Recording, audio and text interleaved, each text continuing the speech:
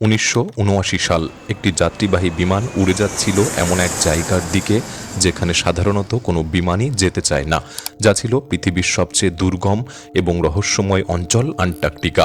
বিমানে ছিল ২৫৭ জন যাত্রী ও ক্রু সদস্যরা। তাদের যাত্রা শুরু হয়েছিল স্বাভাবিকভাবেই, কিন্তু আন্টার্কটিকার বরফে ঢাকা বিশাল ভূখণ্ডের উপর পৌঁছানোর পর হঠাৎ যেন সবকিছু বদলে যায়। বিমানটি তার নির্ধারিত পথ থেকে অনেকটাই সরে গিয়ে এগিয়ে যাচ্ছিল এক বিশাল বরফ ঢাকা পাহাড়ের দিকে, আর তারপর হঠাৎ বিমানটি উধাও হয়ে যায়। কেউ তখনও জানত না ঠিক কী ঘটেছে। কয়েক ঘন্টার মধ্যে শুরু হয় ব্যাপক অনুসন্ধান। সবাই ভাবছিল বিমানটি কোথায় গেল। এত বিশাল আন্টার্কটিকার মধ্যে ২৫৭ জন মানুষসহ একটি যাত্রীবাহী বিমান কিভাবে নিখোঁজ হয়ে যেতে পারে। অনুসন্ধানকারীরা যখন অবশেষে বিমানটির সন্ধান পায়, তখন সামনে যে দৃশ্য অপেক্ষা করছিল তা ছিল আরও ভয়াবহ। এটি ছিল ১৯৭৯ সালের এয়ার নিউজিল্যান্ড ফ্লাইট ৯০১-এর একটি দুর্ঘটনা, যা পরবর্তীতে ইতিহাসের অন্যতম আলোচিত এবং মর্মান্তিক বিমান দুর্ঘটনায় পরিণত হয়। সবচেয়ে বড় প্রশ্ন ছিল বিমানটি কেন তার নির্ধারিত পথ থেকে সরে গিয়ে মাউন্ট এরেবাসের দিকে চলে গিয়েছিল। আজ আমরা শুরু থেকে শেষ পর্যন্ত জানব সেই রহস্যময় যাত্রার পুরো ঘটনা।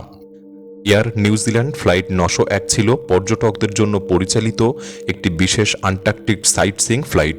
এই ভ্রমণে বিমানে থাকা যাত্রীরা আকাশ থেকে আন্টার্কটিকার বরফে ঢাকা অসাধারণ ভূদৃশ্য দেখার সুযোগ পেত। বিমানটি আন্টার্কটিকার দিকে উড়ে ম্যাকমার্ডোয়ের উপর দিয়ে ঘুরে আবার নিউজিল্যান্ডে ফিরে আসার কথা ছিল, কোথাও কোনো অবতরণ না করেই। তবে এই যাত্রায় একটি বড় ঝুঁকিও ছিল। আন্টার্কটিকায় কোনো যান্ত্রিক সমস্যা বা জরুরি অবস্থা তৈরি হলে কাছাকাছি কোনো বিকল্প বিমানবন্দর ছিল না। এর উপরে ক্যাপ্টেন জিম কলিন্স এবং ফার্স্ট অফিসার গ্রেগ ক্যাসিন দুজনেই প্রথমবার এই রুটে উঠতে যাচ্ছিলেন। যদিও তারা দুজনেই অভিজ্ঞ পাইলট ছিলেন, কিন্তু আসল বিপদটা ছিল বিমানের রুটে। ১৯৭৯ সালে এয়ার নিউজিল্যান্ড তাদের আন্টার্কটিক ফ্লাইট প্ল্যান কম্পিউটার সিস্টেমে স্থানান্তর করার সময় একটি ছোট্ট নেভিগেশনাল ভুল করে। একটি কোঅর্ডিনেট ভুলভাবে পরিবর্তিত হওয়ায় বিমানের নির্ধারিত পথ মাউন্ট এরেবাসের উপর দিয়ে না গিয়ে ম্যাকমার্ডোয়ের দিকে প্রায় ২৭ নটিক্যাল মাইল পশ্চিমে সরে যায়। পরবর্তী সময়ে এই পরিবর্তিত রুটেই ফ্লাইট চলতে থাকে এবং পাইলটদের কাছে সেটিই স্বাভাবিক রুট হিসেবে পরিচিত হয়ে ওঠে। ভালো আবহাওয়া থাকলে যাত্রীদের আরও ভালোভাবে দৃশ্য দেখানোর জন্য বিমানকে তুলনামূলক নিচু উচ্চতায় নামানো হতো। তবে এই দুর্ঘটনার মাত্র ২ সপ্তাহ আগে ১৪ নভেম্বর ১৯৭৯ সালে ক্যাপ্টেন সিমফন নামে আরেকজন পাইলট এই রুটের অসঙ্গতিটি লক্ষ্য করেন এবং বিষয়টি কর্মকর্তাদের জানান। এরপর ২৮ নভেম্বর ভোররাতে নেভিগেশন বিভাগ সেই তথ্য যাচাই করতে গিয়ে রুটটি আবার পরিবর্তন করে ফেলে। এর ফলে নির্ধারিত পথটি আবার মাউন্ট এরেবাসের দিকে চলে যায়। কিন্তু সবচেয়ে ভয়ঙ্কর বিষয় ছিল ক্যাপ্টেন কলিন্স এবং ফার্স্ট অফিসার ক্যাসিনকে এই পরিবর্তনের কথা জানানো হয়নি। তারা সকালে ফ্লাইটের প্রস্তুতি নেওয়ার সময়ও আগের ব্রিফিং অনুযায়ী ম্যাকমার্ডোয়ের উপর দিয়ে যাওয়ার পরিকল্পনায় জানতেন।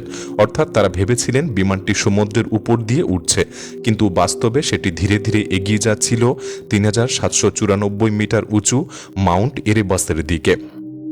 ২৮ নভেম্বর বিমানটি যখন আন্টার্কটিকার উদ্দেশ্যে যাত্রা শুরু করে, বিমানের কেউই জানত না যে তারা আসলে সরাসরি মাউন্ট এরেবাসের ঢালের দিকে এগিয়ে যাচ্ছে।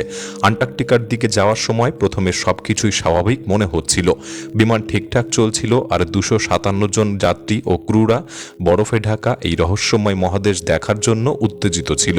ম্যাকমার্ডো এলাকায় আবহাওয়া রিপোর্টে হালকা বাতাস, তুষারপাত এবং প্রায় ৩৫০০ ফুট উচ্চতা পর্যন্ত ঘন মেঘ থাকার কথা বলা হয়েছিল। পরে ম্যাকমার্ডো এয়ার ট্রাফিক কন্ট্রোলের সাথে যোগাযোগ হলে পাইলটরা জানতে পারে মেঘের স্তর আসলে আরও নিচে, প্রায় ২০০০ ফুট উচ্চতায়। তুষারপাত থাকলেও ২০০০ ফুটের নিচে সাইট সিনের জন্য মোটামুটি ভালো থাকার কথা ছিল। তবে পাইলটরা এই আবহাওয়াকে খুব একটা আশাব্যঞ্জক মনে করেননি। ফ্লাইটটি আরও কাছে আসার পর ম্যাকমার্ডোয়ের কর্মকর্তারা পাইলটদের প্রয়োজনে আরও নিচে প্রায় ১৫০০ ফুট পর্যন্ত নামার সুযোগ দেয়।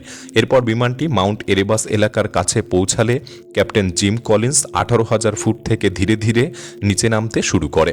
যাত্রীদের আন্টার্কটিকার দৃশ্য দেখানো এবং নিজেরাও অবস্থান বুঝতে পারার জন্য তিনি মেঘের নিচে নামতে চেয়েছিলেন, কিন্তু এখানেই পরিস্থিতি বিপজ্জনক হয়ে ওঠে, কারণ ওই রুটে নির্ধারিত সর্বনিম্ন নিরাপদ উচ্চতা ছিল 6,000 ফুট।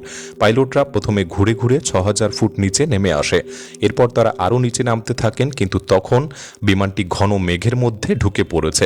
চারপাশে তুষারপাত আর সামনে কি আছে তা বোঝার মতো কোনো পরিষ্কার দৃশ্য ছিল না। প্রায় 1,500 ফুট উচ্চতায় তারা এমন একটি হোয়াইট আউট পরিস্থিতির মধ্যে ঢুকে পড়েন যেখানে আকাশের সাদা মেঘ আর নিচের বরফে ঢাকা ভূমি একসঙ্গে মিশে গেছে, ফলে দিগন্ত, পাহাড় কিংবা মাটির কোনো বৈশিষ্ট্য আলাদা করে বোঝা প্রায় অসম্ভব হয়ে পড়ে। সবচেয়ে ভয়ঙ্কর বিষয় ছিল পাইলটরা বুঝতেই পারছিলেন না তারা ঠিক কোথায় আছে। তারা মনে করেছিলেন যে বিমানটি ম্যাকমার্ডোয়ের বরফে ঢাকা সমুদ্রের উপর দিয়ে উঠছে। একই সময় ম্যাকমার্ডো স্টেশনের সঙ্গে রেডিও যোগাযোগও বারবার বিচ্ছিন্ন হচ্ছিল। একসময় সেই যোগাযোগ পুরোপুরি বন্ধ হয়ে যায়। এদিকে বিমানের ফ্লাইট ইঞ্জিনিয়াররাও বুঝতে পারছিলেন যে কিছু একটা ঠিক নেই। ঘন মেঘের মধ্যে তারা ম্যাকমার্ডোয়ের মতো কোনো ভূদৃশ্য দেখতে পাচ্ছিলেন না। অবশেষে পাইলট উদ্বিগ্ন হয়ে জানতে চায় মাউন্ট এরেবাস বিমানটির কোন দিকে রয়েছে। সাইট সিন গাইড পিটার মাহন অনুমান করেছিলেন পাহাড়টি সম্ভবত তাদের বাম দিকে প্রায় 25 মাইল দূরে রয়েছে, কিন্তু কেউই নিশ্চিত ছিলেন না যে তারা আসলে কোথায় আছে। পরিস্থিতি নিয়ে পাইলটদের মধ্যেও বিভ্রান্তি তৈরি হয়। তারা বুঝতেই পারছিলেন না যে চারপাশে প্রত্যাশিত ভূদৃশ্য কেন দেখা যাচ্ছে না। অবশেষে ফার্স্ট অফিসার ক্যাসিন পরামর্শ দেন প্রয়োজনে তারা ডান দিকে ঘুরে 180 ডিগ্রি কোণে ফিরে যেতে পারেন, কিন্তু তার আগেই ঘটে যায় ভয়াবহ ঘটনা। হঠাৎ বিমানের গ্রাউন্ড প্রক্সিমিটি ওয়ার্নিং সিস্টেম জোরে সতর্ক সংকেত দিতে শুরু করে। পাইলটরা তখন বুঝতে পারে বিমানটি পাহাড়ের একেবারে কাছে চলে এসেছে। তখন আর কিছু করার মতো সময় ছিল না। বিমানটি মাত্র কয়েকশো ফুট উপরে ছিল এবং মাউন্ট এরেবাসের ঢাল সরাসরি সামনে। দুপুর 12:50 শেষ রেডিও যোগাযোগের কয়েক মিনিট পর ফ্লাইট 901 মাউন্ট এরেবাসের বরফে ঢাকা ঢালে আশ্রে পড়ে যেন একেবারে উধাও হয়ে যায়।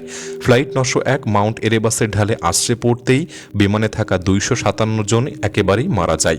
দুর্ঘটনার পর ম্যাকমার্ডো স্টেশন থেকে বারবার বিমানের সঙ্গে যোগাযোগের চেষ্টা করা হলেও কোনো উত্তর পাওয়া যায়নি। নির্ধারিত সময়ে বিমানটি অকল্যান্ডে ফিরে না আসায় এবং জ্বালানি শেষ হওয়ার সময় অতিক্রম হওয়ায় বিমানটিকে নিখোঁজ বলে ঘোষণা করা হয়। পরদিন মার্কিন নৌবাহিনীর সহায়তায় শুরু হয় ব্যাপক অনুসন্ধান অভিযান। অবশেষে মাউন্ট এরেবাসের ঢালে সেই বিমানটির ধ্বংসাবশেষ খুঁজে পাওয়া যায় এবং নিশ্চিত হয় যে বিমানে থাকা 257 জনই মারা গেছেন। দুর্ঘটনাস্থলটি ছিল অত্যন্ত দুর্গম আর তীব্র ঠান্ডা, বরফ ও প্রবল বাতাসের মধ্যে মৃতদেহ ও ধ্বংসাবশেষ উদ্ধার করা ছিল অত্যন্ত ভয়ঙ্কর কাজ। তবুও পুলিশ, চিকিৎসক, ডেন্টিস্ট, প্যাথোলজিস্ট এবং উদ্ধারকারী দলের সদস্যরা কয়েক সপ্তাহ ধরে সেখানে কাজ করেন।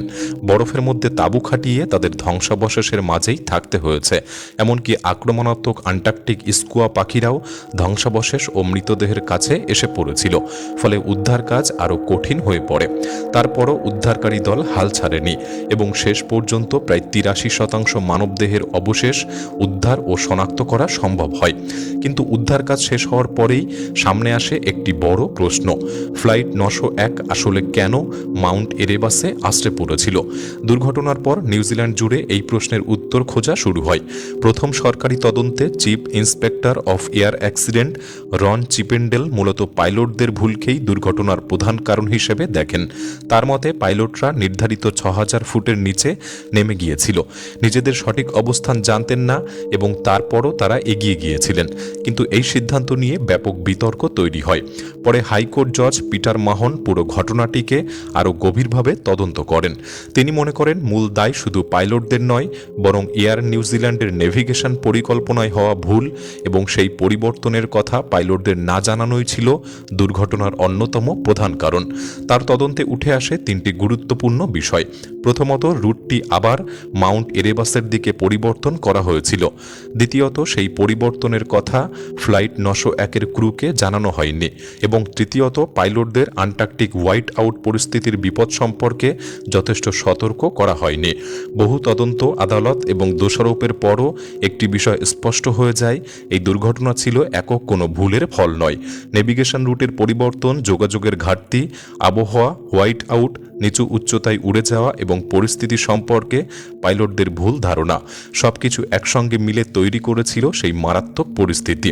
ফ্লাইট 901-এর এই দুর্ঘটনা শুধু নিউজিল্যান্ডের ইতিহাসের সবচেয়ে মর্মান্তিক বিমান দুর্ঘটনাগুলির একটি ছিল না, এটি ছিল বিমান চলাচলের নিরাপত্তা নিয়ে বড় ধরনের পরিবর্তন। আন্টার্কটিক সাইটসিং ফ্লাইট শুরু হয়েছিল পৃথিবীর সবচেয়ে দুর্গম একটি অঞ্চলকে কাছ থেকে দেখার রোমাঞ্চকর অভিজ্ঞতা হিসাবে। কিন্তু আন্টার্কটিকা এমন একটি জায়গা যেখানে সামান্য ভুলও মুহূর্তের মধ্যেই প্রাণঘাতী হয়ে উঠতে পারে। এই দুর্ঘটনা পৃথিবীকে আবারও মনে করিয়ে দেয় প্রকৃতির সঙ্গে লড়াই নয়, বরং তাকে বোঝা, সম্মান করা এবং তার সীমাবদ্ধতাকে মেনে চলাই নিরাপদ বিমান চলাচলের সবচেয়ে গুরুত্বপূর্ণ শর্ত। ফ্লাইট 901-এর 257 জন যাত্রী সেই ভয়াবহ দিনের শিকার হয়েছিলেন, কিন্তু তাদের মৃত্যুর পর বিমান চলাচলের নিরাপত্তা নিয়ে যে শিক্ষা পাওয়া গেছে তা ভবিষ্যতের অসংখ্য জীবনকে আরও নিরাপদ করতে সাহায্য করেছে।